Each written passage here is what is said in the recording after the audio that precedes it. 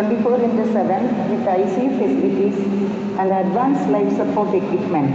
This is the entrance, followed by triage rooms and a separate ER counter.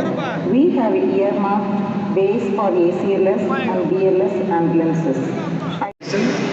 The duty, compassion, collaborative and excellent patient care from the first day of medical training, and maintains human obligations to society and stay being a doctor.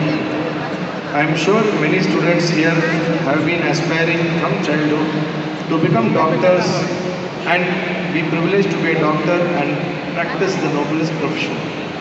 With your hard work and dedication and the support of family members, you have already started the professional journey by joining one of the best medical college in the Tamil Nadu state to serve and care for the mankind. We congratulate you and your family on this achievement. In the next 5.5 years, you need guidance from your friends, seniors, facilitation from mentors and faculty, and patient cooperation.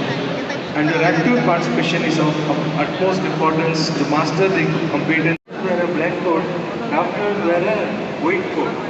Traditionally, 300 years ago, when I was facing the robes worn by several professionals, doctors were also wearing black coat 300 years before. In those days, medicine has not advanced to this level, so you are treated by some quacks in the village and you become extremely sick. Only then you go to a doctor. Therefore, when you go to a doctor, almost you are going to die. That was the tradition in those days. I think this approach to the medicine was completely changed by one doctor, Dr. P. Arnold, in the year 1993. He felt doctor profession, as you all know, is a noble profession. I will define what a noble profession is. He said doctors should wear a white coat because it gives hope to the patient. It gives an element of patient care, guaranteed patient care. That is the history of the white coat for the doctors being worn on the day you join the program. We all say medical profession is a noble profession. As a matter of fact, we need to define what's a noble profession. If you go to John Ruskin, who is one of the outstanding thinkers of the 19th century, you need to read his prose, it will look like poetry. Amazing thinker. He has written several works. One is Unto the Lost.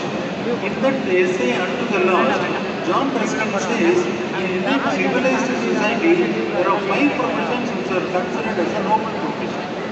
First profession he considers that of a soldier who is working in the frontiers, willing to provide security to all the civilians like him and I, and willing to make the supreme sacrifice of losing his life. When somebody joins as a soldier, he knows at any point in time the war can come, he may lose a life. Consciously he takes this profession with the laudable objective of providing security to the civilians in the society. Therefore, he takes the soldier's profession as the first noble profession. Second profession that he considers is that of a preacher in the church, preacher in the temples, mosque, gurudwara, synagogue, where they maintain the moral health of the society. If you look at the people who are maintaining the moral health of the society, which are the people who are on the existing knowledge to the teaching community who transform the existing knowledge to the next generation. Therefore, teacher's profession is also considered as a noble profession.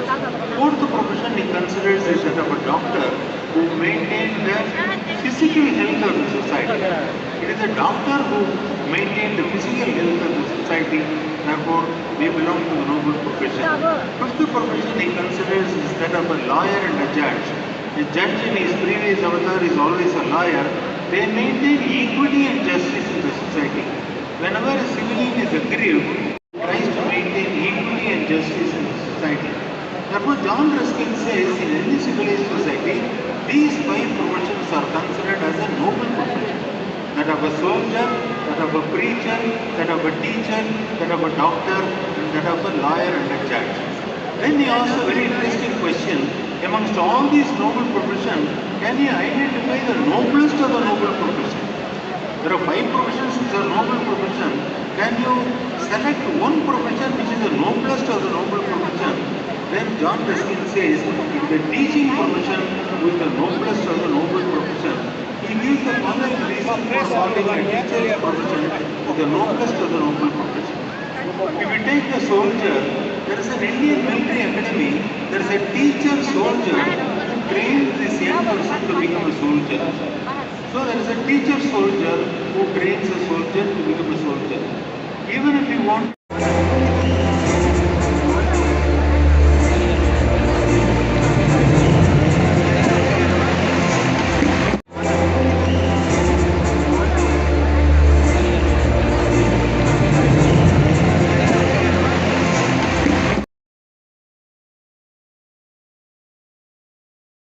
என்னோட self எஸ்டீமையும் யார் கையிலே நான் விட மாட்டேன். Can we all do that? Yes?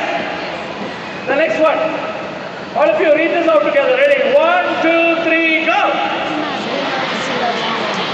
Louder! இந்த படத்தை பார்த்த உடனே உங்களுக்கு என்ன உணர்வு?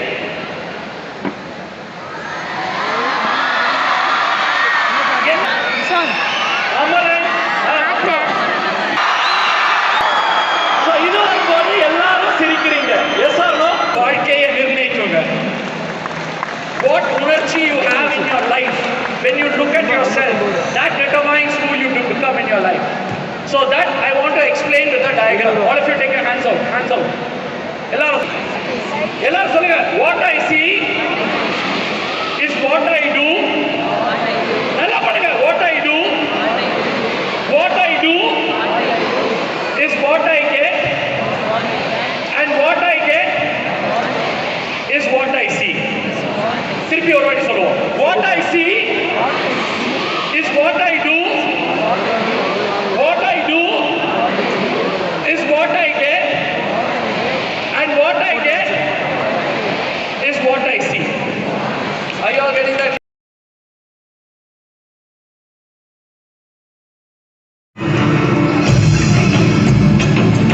सर आपके लिए उस पार कार का इंतजाम किया है।